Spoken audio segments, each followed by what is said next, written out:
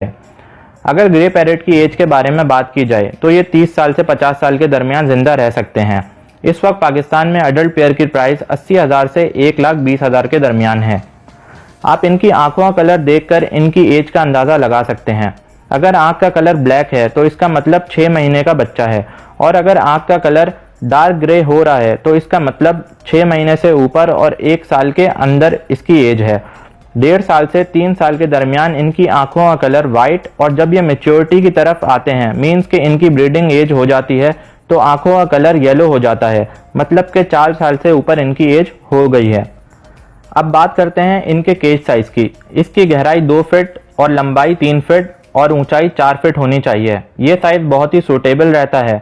अगर आप इनकी सक्सेसफुल ब्रीडिंग कराना चाहते हैं तो इनको ऐसी जगह रखें जहां लोगों के आमदोरफ्त बहुत कम हो।